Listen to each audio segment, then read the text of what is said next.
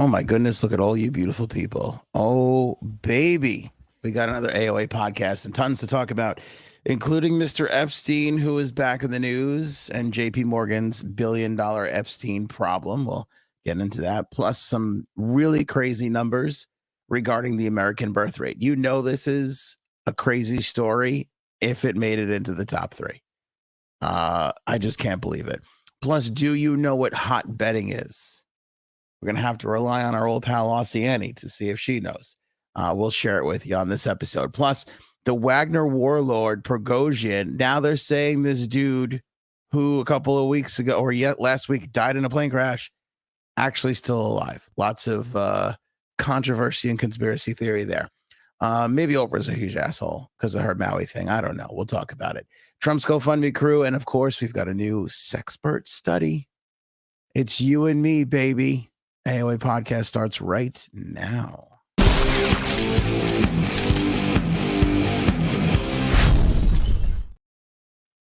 I'm still almost dead, but still here. So let's hang, me and you. Love the live comments. What up to the replay crew? Appreciate everybody for being here. Robin, Oceani, Diane, up and down the list here. Bees are life. Oh my goodness, everybody's aboard. Make sure you guys share this episode on social media, Twitter, Facebook, Instagram, in your stories, wherever. Make sure you're spreading the word of the AOA podcast. We need you guys to help us grow. That is much, much appreciated. And of course, don't forget, you could become a member of the podcast, get some exclusive perks. Link in the description below. JP Morgan, Jeffrey Epstein. Can't believe this stuff is still in the news, but it is. There's a bit of a $1 billion issue that we got going on here. Of course, this is going back to the U.S. Virgin Islands. They're still going on with their big court case down there, U.S. Virgin Islands, suing the bank, JP Morgan Chase, for a ton of money regarding how they handled the whole Jeffrey Epstein relationship. And there's a really big hypocrisy in today's story. Really, really big. By the way, this is the second trial regarding JP Morgan and the Epstein victims. $290 million in the first trial that was settled. This is an ongoing thing with the U.S. Virgin Islands. I think it's $100 and something million. I don't know. I'll find it. It's in my notes here. $190 million. $190 million they're suing them for. But here's the issue. JP Morgan is saying that they weren't aware of Jeffrey Epstein. They didn't know what he was doing, right? This has been sort of their blanket statement, right? Our man, Jamie Dimon, goes up. He goes, I don't know. You know, we didn't really know. Who knew? Blah, blah, blah, this and that. After he died, after his death, JP Morgan reported $1 billion in Epstein transactions to the Treasury. The hypocritical part comes when we find out that the bank's attorney says that it flagged Epstein transactions 6 times as early as 2002. Okay, so what is it? Did you not know what was going on? Or were you reporting Epstein transactions to the Department of Justice? Because basically they're talking out of both sides of their mouth here. You know, Jamie Dimon and the whole crew and a lot of other people that have been deposed in these cases for JP Morgan, they're going, well, we didn't know. Who knew? You know, how are we supposed to know? And then you go to find out that the attorney goes, well, we reported some stuff, but the Department of Justice didn't do anything. Well, which is it? Because I understand and I can appreciate you trying to dump this on the Department of Justice.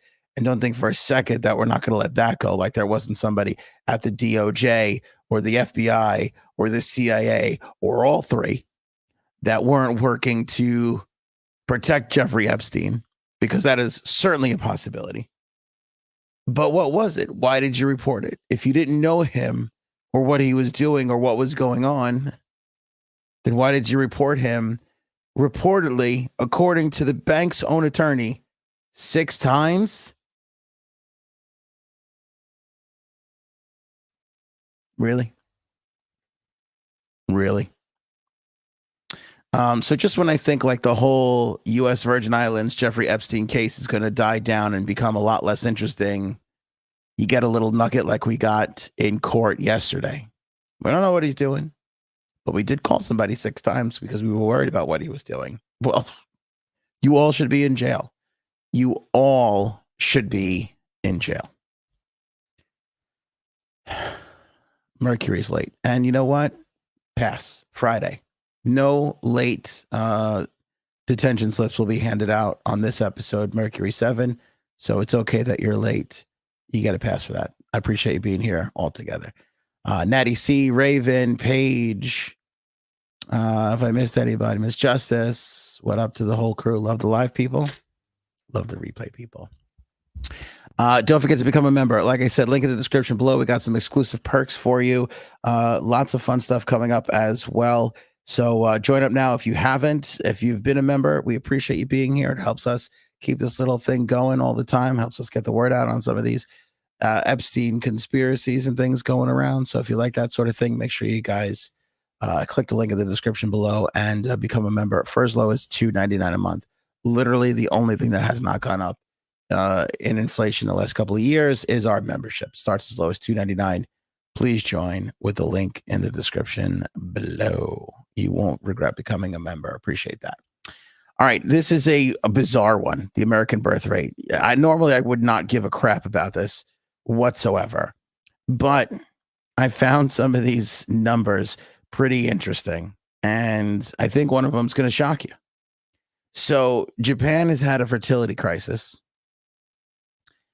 Japan's birth rate in 2020 was 1.3 births per woman, down from 1.5 in 1992.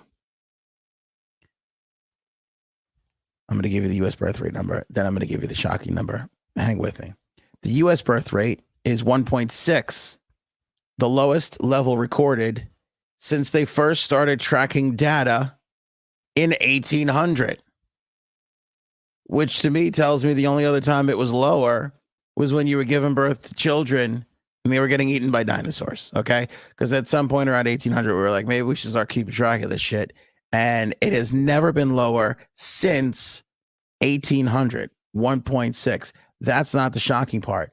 The shocking number, when I read this, I thought, second topic of the episode, 1 in 10 men in their 30s, 1 in 10 men in their 30s, virgins. How is that happening? How are 1 in 10 men virgins? What is going on here? What is happening? I don't really understand 1 in 10 men virgins. That seems like an alarming number. Like an alarming rate of people. And, we talked about some of this stuff a while ago where we were talking about the virtual reality stuff. Remember we were talking about, you put on the goggles and all this and that shit, and they're starting to develop like gloves and all this stuff. And, now they're starting to put AI into like dolls and things. And, we're just getting, you can have an AI girlfriend or boyfriend, and we're really getting to a place, or you can kind of see a place where it's like, you no longer have to put yourself out there, right? The toughest part of life is like your teen years, right? When you're developing into a person and you start to like somebody and you got to put yourself out there and you got to ask them out and got to take people on dates, right? I mean, it's a tough transition of life. And like for most people that starts in their teens, and I would say most everybody starts dating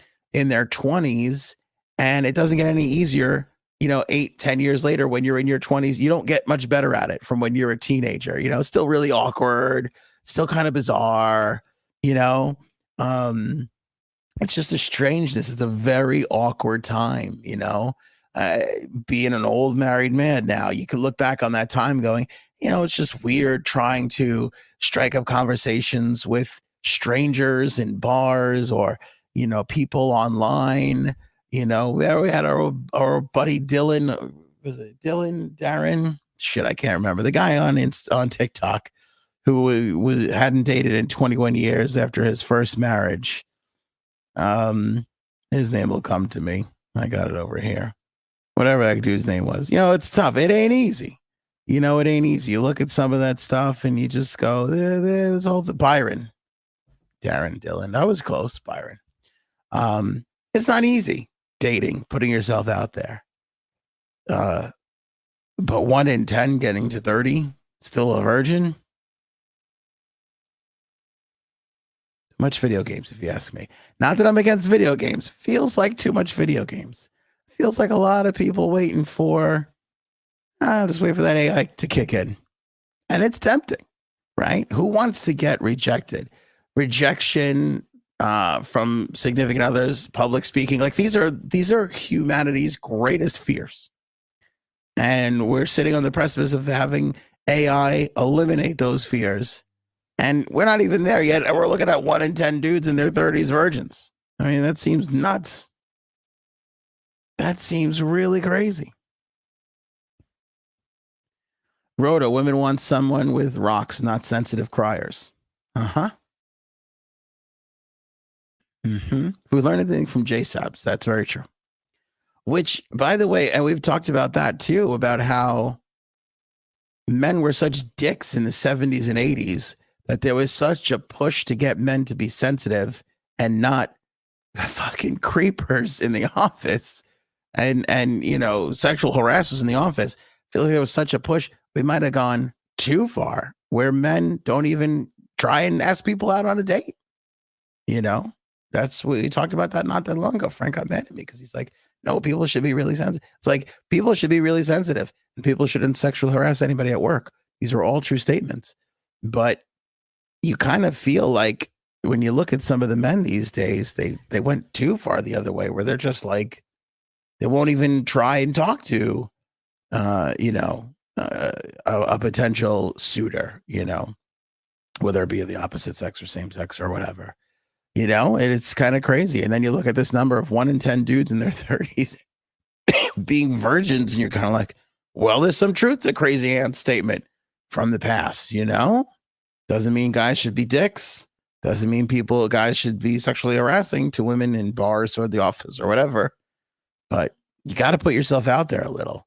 You got to try and connect with another human being, no matter how uncomfortable it might be.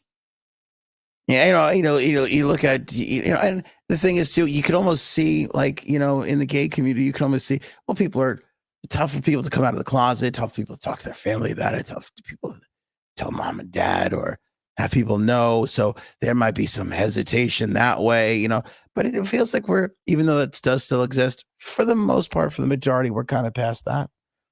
People should feel comfortable enough in their skin, hopefully these days, that they can be who they want to be. Go out there and find somebody else who will like them for just that. I don't know. But 1 in 30 not getting any kind of action in their 1 in 10 in their 30s seems like an alarming number. That seems like an overly alarming number. Now, here's another interesting little tidbit to this. A record number of American men are getting vasectomies as access to abortion is eroding. This is pretty interesting. University of Chicago researchers said a surge was driven by abortion access. The paper shared had now eclipsed the previous record set in 2018, where I guess young couples, maybe men and women, or the woman's kind of like, hey, it's illegal in our state now, or I can't do it, or I got to travel here, or whatever. Why don't you just get snipped? And the dudes are like, okay. Record number of American men are getting vasectomies every single year. Researchers said an annual insurance claim from 57 million people found that the number of procedures carried out annually between 2014 and 2021 rose 26%. 26%. With abortion access now being eroded, some doctors say vasectomies are likely now even more popular. Which is crazy. Scientists found that a share of men aged 18 to 64 getting vasectomies rose 0.54% in 2021, a new record that eclipsed the previous high in 2018. As I said earlier, men who had 2 or more children or a wife older than 34 were most likely to go for the procedure. A lot of people getting snipped. Now you can reverse it, right? Probably easier than having to go through an eventuality like an abortion. I get that. But a lot of people getting snipped feel like the snipping and the virginness.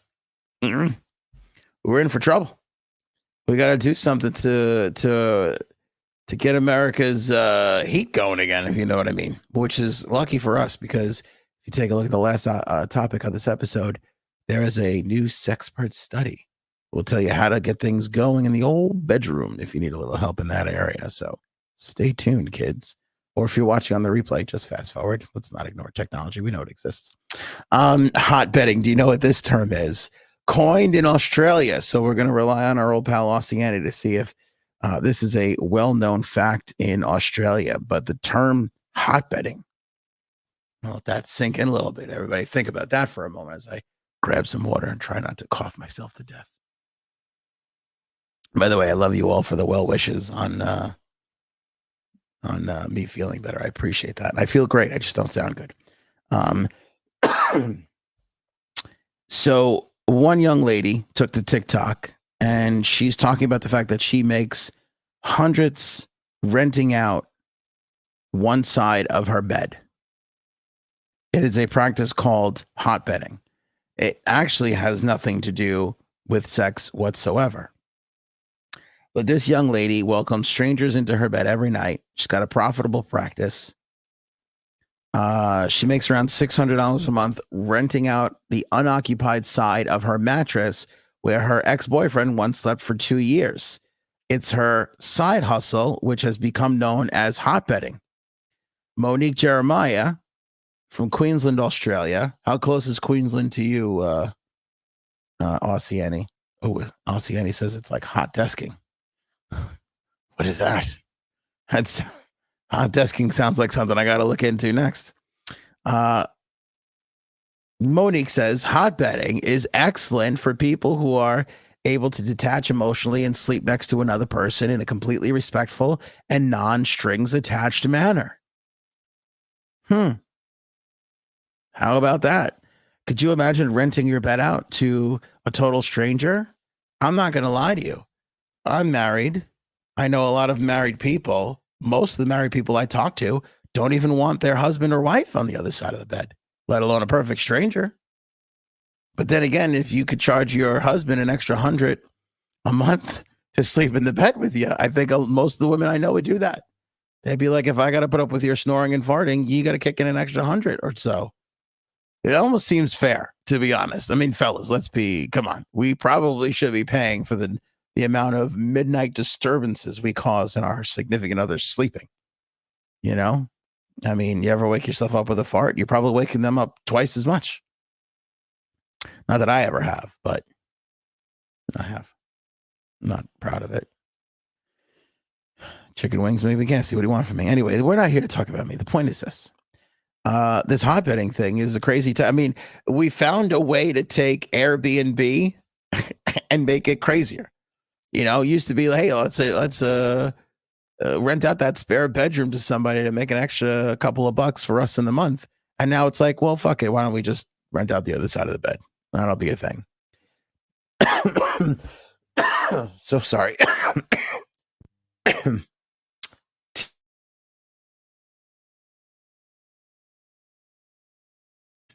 Oh, baby. Okay, back. Some people, they're saying in Australia, they'll even rent out a 1-bedroom apartment, meaning the one bed, if they have mismatched schedules. So, for instance, one example that was given, excuse me, was a truck driver. This guy drives a truck overnight. So he sleeps during the day.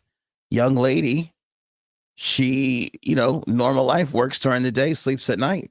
So during the day, while she's out at work, truck driver comes in, boom, sleeps in the bed. She makes a couple extra bucks. It's kind of crazy because I don't think women particularly would like a truck driver in their bed. unless they were married to them. Truck drivers, male truck drivers at least, can be very dirty. And I know this because males, no matter what their profession, very dirty. So, I know the truck driver's dirty. And again, like I don't know about you guys, but I feel like my wife doesn't even really want me there. So I don't know how. I guess it's just a few extra bucks. Not gonna do anything, Boom, sleeping in the bed. I don't know. Kind of, I feel like maybe I keep people too much, but I don't know. Like I have a hard time going to a hotel knowing that people slept in the bed the night before, even though the sheets were changed. You know what I mean? I don't know if I could do this. It sounds appealing to Paige, though. She says, sounds like a perfect marriage. I can't argue with that. Valid point. Very valid point. Mercury 7, where do I sign up? See, there you go. I think you guys are a lot less skeevable than I am. I skeeve everything. I go to a hotel, do not like it. Don't like the feel of a hotel. And it's not Lupe's fault on the tuck. I don't like a lot of people being where I've been. I really don't love it. Paul, good point. What happened to couch surfing? Yeah, I mean, it seems kind of crazy. Well, the issue too in Australia, and Aussie, and it can correct me if I'm wrong, they're on a real financial crunch over there. There's some student worker thing, and people are having a hard time finding work, and I don't know. So they have to come up with some creative ways, and this is one of the things that they're doing. These are one of the things that they're doing to make ends meet over there. So I don't know. I wish them all the best, but I don't know if I can rent out the other side of my bed.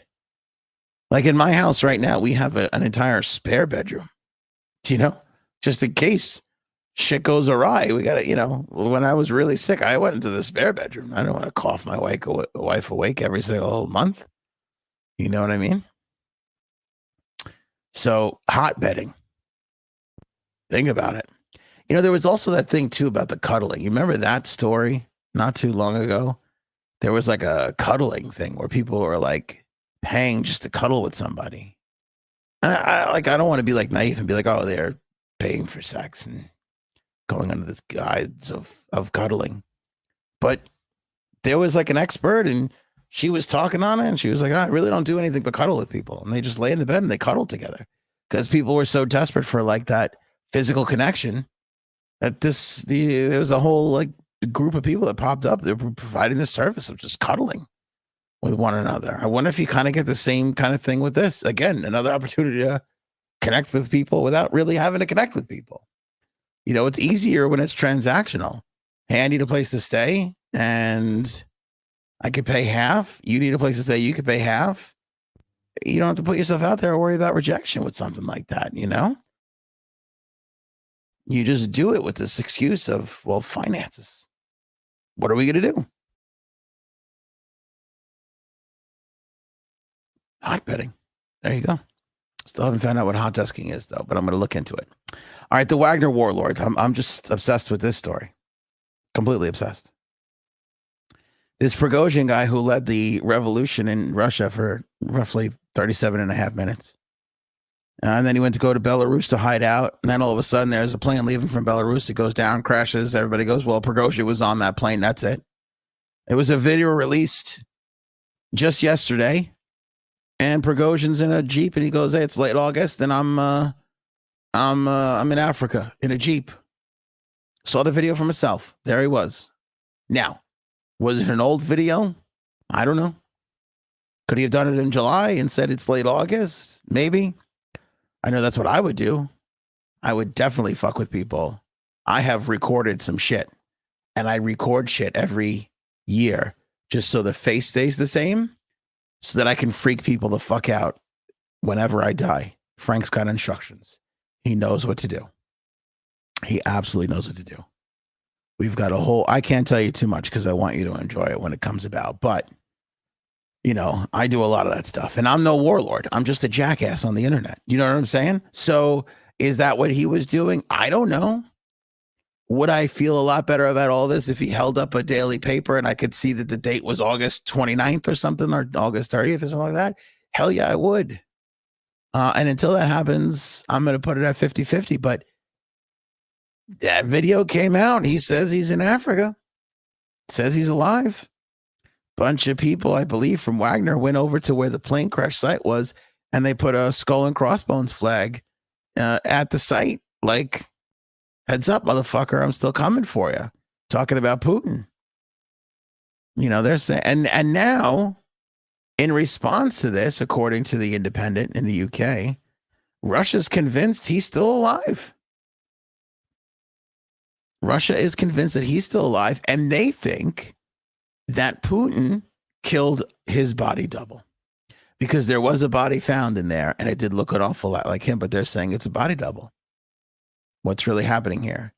I have no idea, but I fucking love it. I love it more than a fucking Jack Ryan novel. I mean, I'm all in this. It's happening live right in front of us, and I can't wait. So we'll keep our eye out if Wagner is alive. Prigozhin's alive. I'm not going to lie to you. I'm in the Hamptons this weekend, a bunch. I'm keeping my eye out. I don't know if that motherfucker's in East Hampton getting a coffee at the Golden Pear. I don't know. I'm keeping my head on a swivel this weekend. That's all I'm saying. I'm just going to keep my head on a swivel. Maui and Oprah and The Rock. I don't know why I gave The Rock a pass on this and didn't put him in the little graphic-y thing here, but he's just as much to blame. Maybe because he doesn't make as much money, but he's just as much to blame for this. Just as much. Now, we had the wildfires in Maui. I was gone for most of that, so we didn't really cover too much of it, but a lot of people are talking about how there's 2 roads in and out. It's awfully suspicious. There's all that stuff. I'm not here to talk about any of that. I'm not here to confirm or deny any of that. But I get this fucking Oprah Winfrey come across my social media feed, and she goes, listen, a lot of people in Maui need help right now, which they do. And she said, The Rock and I have gotten together because a lot of people are asking us how we can help because they think they have houses in Maui, in Hawaii. And so they're there, I think, and people are like, how can we help you? So they decided to create a fund. And they decided to, put out links for everybody to donate. Now, listen, my feeling on this normally is it is important to have rich, and by the way, let me finish. All right, everybody take it easy. Don't push around your old pal in the comments. Just let me finish and go through the whole thing. Believe it or not, it is beneficial to charities to have really super wealthy, rich people talk about their cause and try and get people to donate. I know it may not sound like that, but it is true. I've worked with a bunch of charities. I've seen rich people cut checks. I've seen rich people cut really super generous checks. I've seen rich people cut really cheap, awful checks. But I've seen rich and wealthy people and powerful people and famous people talk about charities, and the amount a rich person could give a charity $1 million, and that would be great for the charity. But them giving $1 million and then them talking about the charity can sometimes raise like $10 million. So it's important that people with influence and reach talk about causes to get more money in for the charity. It's very easy to say, you're rich, you just give the money. It's very easy to say that. But the truth of the matter is, it really makes a difference if they talk about it and raise awareness. That's for most charities. Maui, on the other hand, is a crisis. It's not necessarily a charity. You can give a charitable donation, but you're giving a charitable donation to a crisis, right? These people need money now. They need help now. And fucking Oprah goes on and goes, here, you could donate. We created a fund. You could donate. Now, Oprah and The Rock gave money. I want to make sure I got the exact amount. It was either $1 million or $10 million. It was $10 million. The both of them gave $10 million to start the fund. And I don't know exactly how much is needed right there in Maui, but I know a lot of people are out on their ass. Their homes are burned and they fucking need a lot of help. And I saw this one young lady on social and she goes, how the fuck is a billionaire going to ask me for money? And I was kind of like going back on my old thing of, well, it's important. And then the more I thought about it, I looked up Oprah's net worth and she's worth $2.5 billion. 2.5. I looked up The Rock's net worth and he's worth $800 million. And I thought to myself, boy, what's a high yield account right now? 5%. Even if you have, and let's say for argument's sake, that Oprah is not worth $2.5 billion, that she's worth $1 billion. Just the interest alone on $100 million in a bank is $3 million. You know, so that's $100 million. So you're talking about $30 million in interest on $1 billion. If this is so close to your heart, write a check, motherfucker. You know what I'm saying? Write a check. This isn't a cancer charity or, whatever. Most charities are tough problems that we need to solve that take a long time. And you need celebrities raising awareness to increase funds over a long period of time. Inarguable. That's the truth. That's the fact. But when a tragedy happens like this and you need immediate money, Maui's not going to need this money, hopefully, fingers crossed, 2 years from now, 3 years from now. Pony up off the interest alone in your bank account. You can help fund these fucking people. What are you asking everyday citizens for money for? What are you asking for? I mean, we are really in a tough time, right? Interest rates, inflation, a lot. Now, more than ever, people are living paycheck to paycheck. We have to sit here and watch Oprah Winfrey making $30 million a year in I didn't even do compound interest, people. This is just quick math, basic math. 30 million in fucking interest alone. And you are going to sit there and ask regular, ordinary people for money? I hope you fucking stub your toe on something. Seriously. This is bullshit. It's total bullshit. Telling you, man, one day people are going to get some pitchforks going over to these rich neighborhoods and fuck some people up because you can't. And they're sitting there congratulating themselves. We found a way to put it right in people's hands. I found a way to put it right in people's hands. Take it out of your fucking bank account and give it to them. You could do it. You could fucking do it. Now, look, you want to raise money? You want to try and get some of your other millionaire people into it? Do it. But say that. Say, hey, if you're making over 400,000 and you're the upper 1%, can you help? Everybody else take the night off. Ain't nothing wrong with that. Ain't nothing wrong with that at all. It's kind of really tough for somebody with $2.5 billion. She blows her nose and makes $1 million. I mean, literally. All these people are out there struggling. And we all feel for the Maui people. But dude, you could fucking fix it on your own. And Dwayne Johnson got 800 million. You can't give 20 million on your own? Motherfucker, you'd never even feel it. You give 20 mil away, you would never even feel it. And listen, I'm not here to count other people's money. Not at all. But you're the one who fucking brought it up.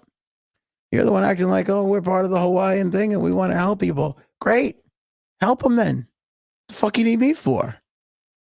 Son of a bitch. I'll fucking trip Oprah if I see her. And for The Rock, I'll take a swing at him because, I mean, that would just be the same as tripping a poor old lady, which sounds horrible to say, but in this context, I feel okay with it. Trump and the GoFundMe crew. Speaking of money, oh my goodness. So Trump, I don't even know. He's got 19 cases against him now. Who the hell can keep track of it all? In one of the cases, he's funding his co-defendants. But in this Georgia case, All his co-defendants have turned to crowdfunding because they can't fucking afford it. Ex-Trump attorneys John Eastman and Jenna Ellis, former Justice Department official Jeffrey Clark, former Coffee County Republican Party Chair Kathy Latham. Coffee County. I like to go there. Get a fucking triple espresso, see what they got going on. They've launched fundraising campaigns on Give, Send, Go since they were indicted in the middle of August. Eastman has already pulled in a sweet $519,000. That is shocking. Now that I feel like comes from a lot of big Republican donors. I feel like that's going to be a Republican donor thing, because that's a lot of money. Ellis, who's now backing Ron DeSantis, by the way, in the race for president, or the Republican nomination, I should say, pulled in $189,000. While Clark only has $58,000 and Latham got $15,000. Giuliani has launched his own legal defense fund, and Donald Trump is hosting a $100,000 per ticket event at Bedminster, New Jersey, at his golf course next week. That's kind of surprising. I mean, listen to me. I love Dave Matthews. I love Van Morrison. When I was a kid, big Ultimate Warrior Hulk Hogan fan. Huge. Huge. I don't know if I'd pay $100,000 to sit in a fucking room with them. I really don't. I really, really don't. And again, look, I've been in the Hamptons. They have $1 million plate fundraising events out here. I've seen them firsthand. I know because I was bussing tables. See, jokes, people. And but that's around election time. Things get nutty and crazy around election time. You're on the news all the time. People get excited to meet the perhaps prospective future next president or continuing president. So people get nutty around those times. But $100,000 to help Rudy Giuliani to go have a dinner, to be in the same room with the president, maybe get a picture with him. I don't know who's doing that. And this is not an anti-Trump thing. I mean, I can't think of anybody I can't think of anybody I would pay $1,000 a plate to fucking be in a room with. I cannot. Not even Dave Matthews. I fucking can't. There's nobody I would think I got to do this. I got to give him $1,000 to have a fucking chicken Milanese. Is it me? It could be. You tell me in the comments. Tell me if it's me. I will accept it. Tell me if it's me.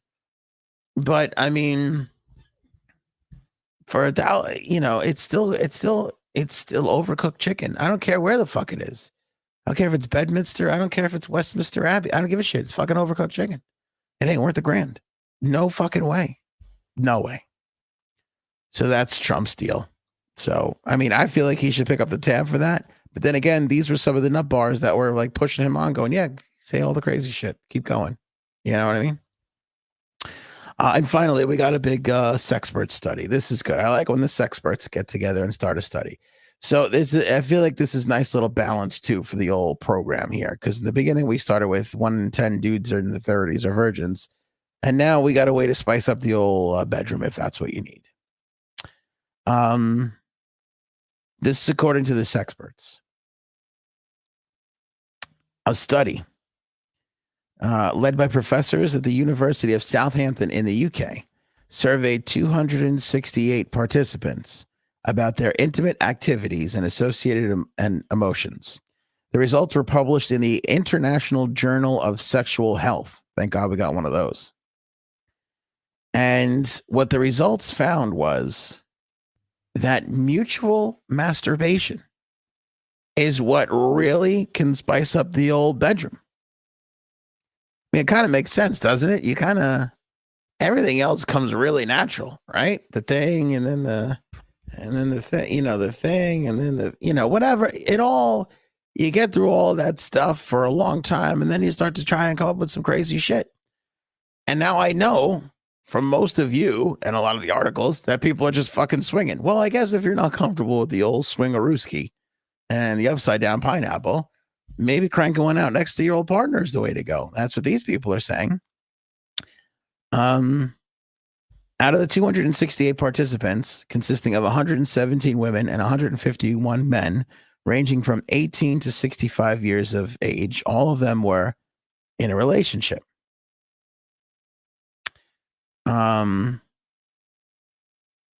The studies found that just over half of those surveyed, 50.7%, said that they had indulged in mutual masturbation in the 2 weeks prior to taking the survey. Participants were subsequently quizzed about 23 feelings regarding their sex lives and were asked to rate the strength of each one on a scale of 1 to 5. Those who engaged in mutual masturbation were likely to report higher numbers when it came to positive feelings than those who did not self-pleasure in the presence of a partner. Wasn't that said nicely? Researchers declared engaging in mutual masturbation might increase couples' sexual repertoire and enhance sexual satisfaction. How about that? The study also revealed, I have a little hard time believing this one, both men and women masturbate at similar rates, refuting the old stereotype that males are more likely to self-pleasure. You know? Paul with a great question. How many were hotbedding? Unfortunately, they didn't put that in the survey. I think maybe next year. Paul, we're going to shoot him an email. Maybe next year they put the old hotbedding question into the survey. According to this study, those 63% of male participants masturbated without another person present a few days prior to the study, while 56% of women admitted to getting frisky on their own in the bedroom. What do you think of that? These findings corroborate a report back in 2019, pre-pandemic, by the way, when times were great. Everybody was free-flowing.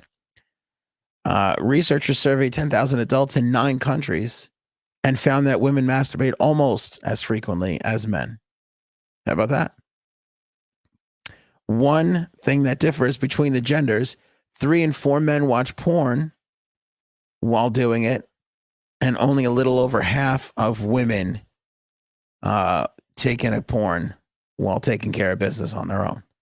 So 3 in 4 men versus just a little over half of the women not liking the porn. So there you go. So if you need to spice things up, we have 2 suggestions for you: hotbedding or mutual masturbation.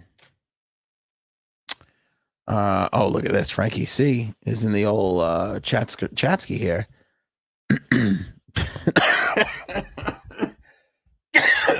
Frankie writes, sure, but when I'm on, it's all Hunter Biden and frozen McConnells. That's true. We do. Why do we get so political with Frankie C?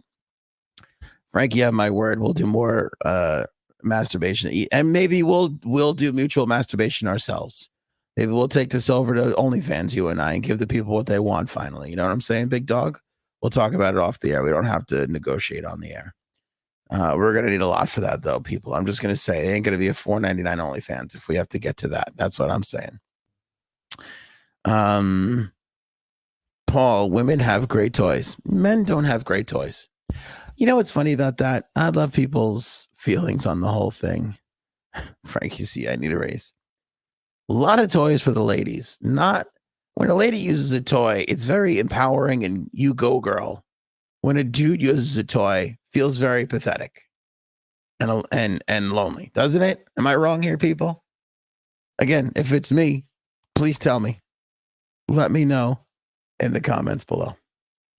All right, that's your Friday episode. I love you all. Only a real group of shitheads would take a Monday off after taking 2 weeks off. Unfortunately, that's what we are going to do. We are going to take Labor Day off. I apologize. It's not something I would normally do. But I was talking with my boss, Cuddles, and she said, you really got to give the old voice a rest for a little while. You know, she's like, I could barely tolerate you as it is. The scratchy voice aunt, I'm gonna wind up hotbedding you. Meaning I go out and somebody else pays to come in. So we're gonna take the Monday off, but we'll be back on the Friday. J-Sab's not here. She's doing her own mutual masturbation study with the roommate. Frankie C not here. He's at a hotbedding conference. But I'm glad he checked in for a little bit, so that's good. Him and Aaron C Both got separate beds, and they're charging other people to be in their beds. Not swinging. Nobody's judging, but I'm just saying. Shout out to TD Freelancer. Thanks to Cuddles for keeping Ann safe. Somebody has to. If it ain't Cuddles, it's Frankie C and Aaron C. And if it ain't, it's not JSAP. She pushes me in the wrong direction. So we got to have some people out here, protecting me a little bit. But that's it. Aaron's novel, link in the description below to pick that up for yourself. I hope you'll have a wonderful Labor Day weekend. Something about this Labor Day in particular, I don't know what it is, but I feel like maybe it's because I did take a nice vacation that I kind of want to just squeeze a little bit more summer out of this weekend. I'm going to try and make the most out of it with the beach and the whole thing. But I hope you can enjoy it and take some time for yourself and your family and your hotbed guest, whatever. I don't know what you're doing. I'm not here to judge you, but whatever you're doing, I hope you enjoy the weekend. Hope you get off. Hope you get some time to think and ponder life and enjoy yourself and read Oval. That's what I hope for you. Again, link in the description for the old Oval. Don't forget to become a member. Link in the description for that as well. Our merch store is up at anthonyonair.com. Have a wonderful weekend, everybody. Apologies for the voice.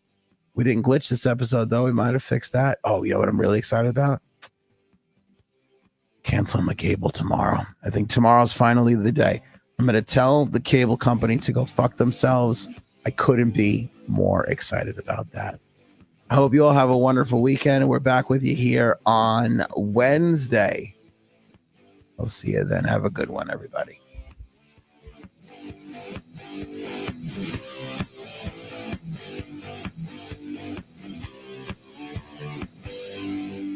Show me potato salad. Maybe we should go now. Go ahead.